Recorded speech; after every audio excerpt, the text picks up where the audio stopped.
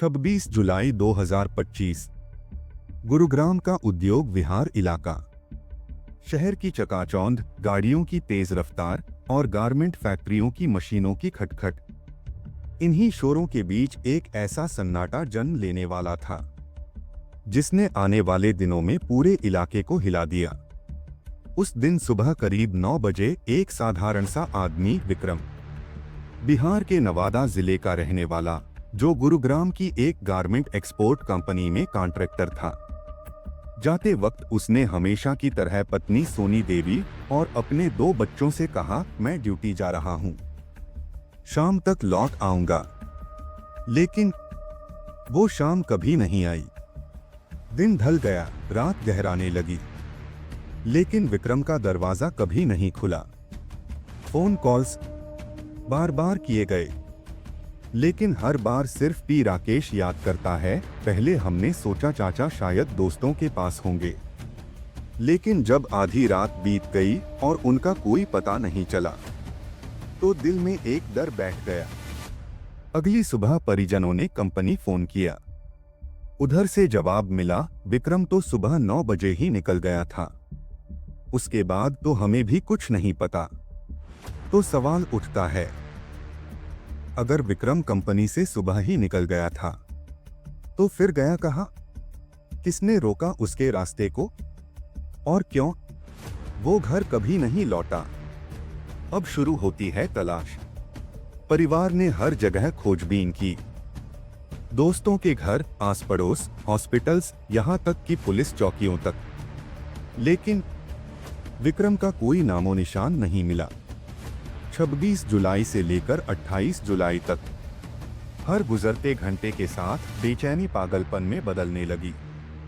आखिरकार 28 जुलाई को पत्नी सोनी देवी ने उद्योग विहार थाने में गुमशुदगी की रिपोर्ट दर्ज कराई। पुलिस की डायरी में बस एक और गुमशुदगी जुड़ गई, लेकिन हकीकत में यह कोई साधारण गुमशुदगी नहीं थी। यह तो एक सनसनीखेज हत्या का पहला सुराग बनने जा रही थी। 3 दिन बीते, पुलिस पूछताछ करती रही, परिवार परेशान होता रहा, लेकिन इसी बीच एक शक ने जन्म लिया। परिवार ने गौर किया, सोनी देवी यानी विक्रम की पत्नी पति के लापता होने पर भी असामान्य रूप से शांत थी। न चेहरे पर घबराहट, न आंखों में बेचैनी। और जब परिवार ने दबाव बनाया, तो सोनी देवी ने अचानक पड़ोस में रहने वाले रविंद्र का नाम लिया। रविंद्र, विक्रम का पड़ोसी, उसका दोस्त। पेशे से वह किराए पर गाड़ियां बुक कराने का काम करता था। सोनी ने पुलिस को बयान दिया, रविंद्र मुझे परेशान करता है, उसने मेरे अश्लील वीडियो बनाए हैं और मुझे धमकी देता है। ये आरोप सुनकर परिवार हक्का बक्का रह गया। शक की सुई अब सीधे रविंद्र की तरफ घूम चुकी थी। 1 अगस्त, पुलिस ने आखिरकार रविंद्र को हिरासत में ले लिया। थाने की चारदीवारी में घंटों तक पूछताछ चली। शुरुआत में रविंद्र टालमटोल करता रहा, कभी अनजान बनने की कोशिश, कभी झूठी कहानी गढ़ने की। लेकिन जब पुलिस ने असली सख्ती दिखाई, तो उसकी जुबान कांपते हुए खुल गई, और जो सच सामने आया, वो किसी के भी पैरों तले जमीन खिसका देने वाला था। रविंद्र बोला, हाँ, मैंने विक्रम को मारा है, लेकिन अकेला नहीं, मेरे साथ 3 और लोग थे। और सबसे बड़ा सच ये है कि इस साजिश में विक्रम की पत्नी सोनी भी शामिल थी। यह सुनकर पुलिस हैरान रह गई। एक पत्नी अपने ही पति की मौत के लिए साजिश रचती है? क्यों? कैसे? आखिर किस वजह से एक औरत अपने घर के चिराग को बुझाना चाहती थी? यहीं से शुरू होती है इस कत्ल की असली कहानी। जांच में धीरे धीरे सामने आया कि पिछले कई महीनों से सोनी देवी और रविंद्र के बीच अवैध संबंध चल रहे थे। पड़ोस की नजदीकी, रोज की मुलाकातें, और फिर वो रिश्ता जो सिर्फ दोस्ती तक सीमित रहना चाहिए था, प्यार और जिस्मानी लालसा की हदें पार कर गया। लेकिन असली चौंकाने वाला मोड़ तब आया जब पुलिस ने जाना कि एक दिन विक्रम की छोटी बेटी ने खेल खेल में रविंद्र का मोबाइल उठा लिया था। उस मोबाइल में छिपे हुए थे सोनी और रविंद्र के अश्लील वीडियो।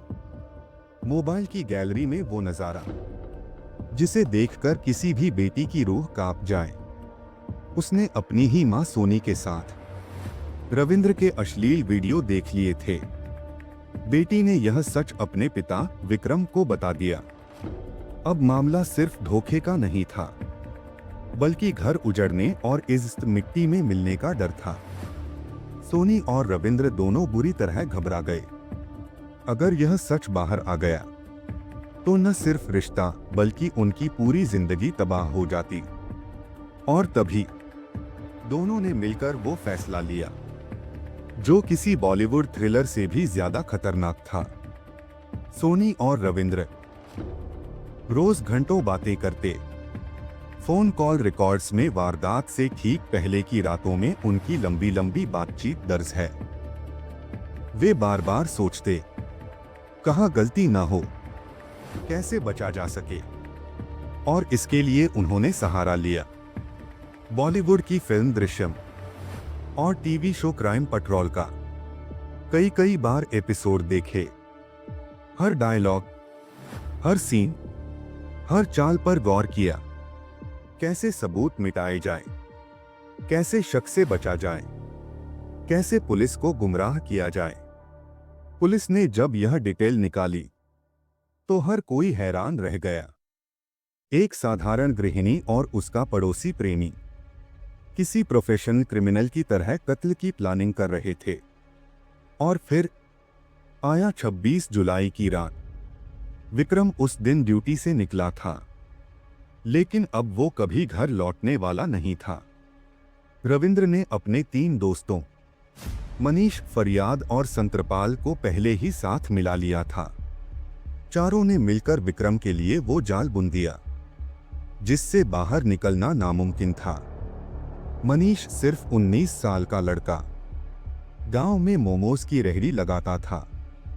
फरियाद 20 साल का बाइक रिपेयरिंग का छोटा मोटा काम करता था। और संत्रपाल रविंद्र का चाचा, जिसने मोहम्मदपुर के पास पहले ही एक गहरा गड्ढा खोद कर रखा था। सब कुछ पहले से तयशुदा था। रात गहराई, सड़कों पर सन्नाटा पसर चुका था। उसी सन्नाटे में एक शातिर प्लान को अंजाम देने की तैयारी थी। विक्रम को किसी बहाने से बुलाया गया, फिर अचानक उसका अपहरण कर लिया गया और फिर रस्सी कस दी गई उसके गले में। विक्रम ने छटपटाना शुरू किया। उसकी सांसें टूट टूट कर बाहर आने लगी, लेकिन 3 लोग उसके हाथ पैर दबाकर बैठे रहे। उसकी चीख गले में ही दबकर रह गई। कुछ ही मिनटों में उसकी धड़कन थम गई। एक जिंदा इंसान अब सिर्फ एक लाश बन चुका था। अब बारी थी उस शव को ठिकाने लगाने की।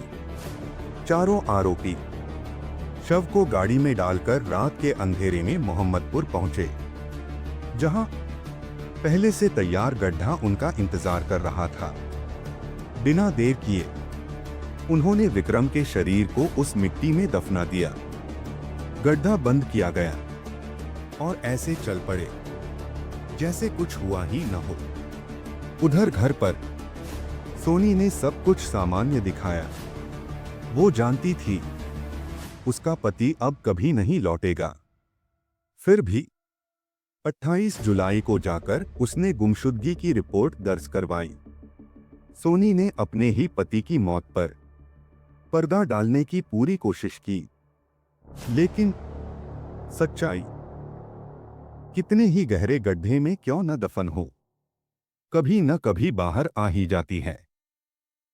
परिवार को शुरू से ही सोनी के हाव भाव अजीब लग रहे थे।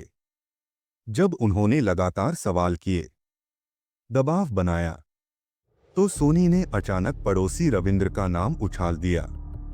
शायद उसे लगा था कि इस तरह पुलिस भटक जाएगी, लेकिन असल में यही उसकी सबसे बड़ी गलती साबित हुई। 1 अगस्त रविंद्र गिरफ्तार हुआ। थाने में घंटों पूछताछ चली और जब पुलिस ने असली सख्ती दिखाई तो उसकी जुबान खुल गई। अब पुलिस के सामने हत्या की पूरी कहानी थी, लेकिन कहानी यही खत्म नहीं होती। असल खेल तो अब शुरू हुआ था।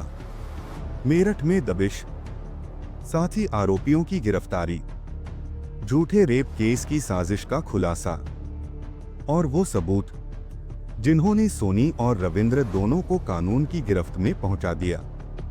गुरुग्राम पुलिस के लिए यह मामला अब किसी आम गुमशुदगी का नहीं, बल्कि एक साजिशन हत्या का केस बन चुका था। 26 जुलाई को गुमशुदा हुए ठेकेदार विक्रम का कोई अता पता नहीं था। पत्नी सोनी की आंखों में दिखने वाले आंसू पुलिस को अब नकली लगने लगे थे।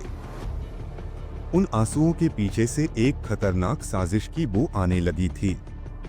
पुलिस की पहली कामयाबी। जांच की शुरुआत मोबाइल कॉल डिटेल्स से हुई। पुलिस ने विक्रम के गुम होने के घंटे खंगाले और फिर एक नंबर बार बार उसकी लोकेशन के आसपास एक्टिव पाया गया। वो नंबर किसी अजनबी का नहीं, बल्कि उसी का था। रविंद्र यानी विक्रम का पड़ोसी और सोनी का राजदार। यहीं से पुलिस को पहला ठोस धागा मिला और इसी धागे ने धीरे धीरे हत्या की पूरी गुत्थी सुलझा दी। जब पुलिस ने रविंद्र से पूछताछ शुरू की, उसका चेहरा पसीने से भीग गया। वो बार बार कहानी बदलता रहा। पहले बोला, मैं तो घर पर ही था। फिर कहा, नहीं, मैं तो उस रात दिल्ली गया था। लेकिन पुलिस के पास अब पक्के सबूत थे।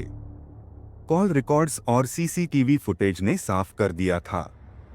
26 जुलाई की रात को रविंद्र ठीक उसी जगह मौजूद था जहां विक्रम आखिरी बार देखा गया था। पूछताछ की सच्चाई। जब पुलिस ने सख्ती दिखाई तो रविंद्र टूट गया। उसने कांपते हुए कबूल किया, हाँ, विक्रम की हत्या मैंने ही की है। लेकिन मैं अकेला नहीं था। इस साजिश में विक्रम की पत्नी सोनी भी शामिल थी और मेरे साथ कुछ और साथी थे। फिर उसने पूरा प्लान खोलकर रख दिया। 26 जुलाई की रात को हमने विक्रम को किडनैप किया, उसके हाथ पांव बांधे, रस्सी से गला घोंटकर मार डाला, फिर शव को मोहम्मदपुर के पास गड्ढे में दफना दिया। शव बरामदगी। रविंद्र की निशानदेही पर पुलिस उसे लेकर मेरठ पहुंची। वहां एक सुनसान खेत के किनारे मिट्टी का एक उभरा हुआ टुकड़ा दिखाई दिया। जैसे ही जेसीबी ने खुदाई शुरू की, सड़ी गई लाश की तेज बदबू हवा में फैल गई। वहां मौजूद हर शख्स की आंखें भर आईं। गड्ढे से निकला शव विक्रम का था। उसके हाथ अब भी रस्सी से बंधे थे। चेहरे पर मौत से पहले की तड़प और डर साफ दिखाई दे रहा था। बाकी आरोपियों की गिरफ्तारी। रविंद्र के कबूलनामे से साफ हो गया कि यह कोई लूट या हिट एंड रन नहीं था। यह थी एक पत्नी और उसके प्रेमी की साजिशन हत्या। पुलिस ने तुरंत बाकी आरोपियों की तलाश शुरू की। मेरठ और बागपत में दबिशें दी गईं। कुछ ही दिनों में मनीष, फरियाद और संतरपाल ऑल गिरफ्तार कर लिए गए। लेकिन सबसे बड़ा झटका तब लगा जब पुलिस ने विक्रम की पत्नी सोनी देवी को हिरासत में लिया। वो औरत जो सबके सामने अपने पति की तलाश का नाटक कर रही थी, असल में उसी की मौत का जाल बुन चुकी थी। पत्नी का झूठा ड्रामा। सोनी ने पुलिस को गुमराह करने के लिए एक नया पत्ता खेला। उसने रो रो कर कहा, मुझे रविंद्र ने रेप किया है, मैं तो बेगुनाह हूं। पुलिस भी कुछ देर के लिए चौंक गई। क्या सच में यह महिला भी शिकार थी या यह सिर्फ अपने गुनाह छुपाने की चाल थी? जांच गहराई तो सब साफ हो गया। मेडिकल रिपोर्ट्स ने सोनी के आरोपों को झूठा साबित कर दिया। कॉल रिकॉर्ड्स और चैट्स ने दिखाया कि सोनी और रविंद्र पिछले कई महीनों से अवैध रिश्ते में थे। यानी रेप का आरोप सिर्फ एक फर्जी कहानी थी ताकि पुलिस का ध्यान भटकाया जा सके। बेटी का बयान। सबसे चौंकाने वाला मोड़ आया जब विक्रम की 15 साल की बेटी ने बयान दिया। उसने कहा, मैंने मां और रविंद्र को कई बार आपत्तिजनक हालत में देखा था। पापा को भी शक हो गया था। इसी डर से मां ने पापा को रास्ते से हटाने की साजिश रची। बेटी का यह बयान केस की कुंजी बन गया। पूरा केस पलट गया। अब पुलिस के पास सबूत थे। शव बरामद, कबूलनामा, कॉल रिकॉर्ड्स, बेटी का बयान, मेडिकल रिपोर्ट। सोनी और रविंद्र के लिए बचने का कोई रास्ता नहीं बचा। पुलिस ने दोनों को न्यायिक हिरासत में भेज दिया। उनके साथी भी जेल की सलाखों के पीछे पहुंच चुके थे। लेकिन यह कहानी अभी पूरी नहीं हुई थी। अब बारी थी अदालत और कबूलनामे की। गुरुग्राम पुलिस ने महीनों की मेहनत के बाद केस पूरी तरह सॉल्व कर लिया था। रविंद्र, सोनी और उनके साथी अब पुलिस की गिरफ्त में थे। लेकिन असली परीक्षा अब शुरू होनी थी, कोर्ट रूम ट्रायल। कोर्ट का माहौल, गवाहों की चहल पहल, फाइलों की खड़खड़ाहट। जज के सामने चारों आरोपी खड़े थे। रविंद्र, जिसका चेहरा अब पहले जैसी अकड़ नहीं बल्कि टूटी हुई हिम्मत झलकाता था। सोनी, जिसने कभी अपने ही पति का गला दबाने की साजिश रची थी, अब अदालत में झुकी नजरों से खड़ी थी। पुलिस ने जब पूरा चार्जशीट अदालत के सामने रखा तो तस्वीर बिल्कुल साफ हो गई। Mobile call record, CCTV footage, जमीन से निकला हुआ शव, मेडिकल रिपोर्ट और रविंद्र का कबूलनामा। सब कुछ एक एक कर अदालत में पेश किया गया। जज की गंभीर आवाज, अभियुक्त रविंद्र कुमार, अभियुक्ता सोनी देवी और अन्य 2 साथियों, आप सब पर धारा 302, 364, 201 और 120 बी के तहत आरोप साबित होते हैं। सोनी और रविंद्र ने पहले अदालत में झूठ बोलने की कोशिश की। सोनी ने यहां तक कहा कि उसका पति उस पर जुल्म करता था। लेकिन जब गवाहों और सबूतों की दीवार सामने आई तो सच को छिपाना नामुमकिन हो गया। अदालत के सामने आखिरकार सोनी और रविंद्र टूट गए। दोनों ने अपना जुर्म कबूल लिया। सोनी की रोती हुई आवाज, मैं फंस गई थी। मुझे लगा रविंद्र ही मेरी मदद करेगा, लेकिन मैंने सोचा नहीं था कि मामला इतना आगे बढ़ जाएगा। रविंद्र का पति आवाज में, मैं उससे मोहब्बत करता था, लेकिन मोहब्बत ने मुझे अंधा बना दिया। विक्रम मेरे रास्ते का कांटा था, इसलिए मैंने उसे हटाने का फैसला किया। अदालत ने चारों को न्यायिक हिरासत में भेज दिया। मामला अभी अंतिम सजा तक पहुंचना बाकी था, लेकिन विक्रम की मौत ने जो जख्म दिए थे वो कभी नहीं भर सकते। सोचिए, 2 मासूम बच्चों का क्या कसूर था? उनके सामने ही उनके मां बाप की दुनिया बर्बाद हो गई। पिता मिट्टी में दफन हो गया, मां सलाखों के पीछे चली गई। रिश्तों की वासना ने एक पूरा परिवार खत्म कर दिया। क्या सिर्फ एक अवैध रिश्ता किसी इंसान की जान लेने की वजह बन सकता है? क्या मोहब्बत सचमुच इतनी खतरनाक हो सकती है कि इंसान खून करने पर उतर आए? और आप देख रहे थे हिमाचल जुर्म फाइल्स, जहां हम आपके सामने लाते हैं अपराध की वो कहानियां जिन्हें सुनकर समाज को सोचना पड़ता है कि गुनाह सिर्फ कानून तोड़ना नहीं, बल्कि रिश्तों का कत्ल भी होता है।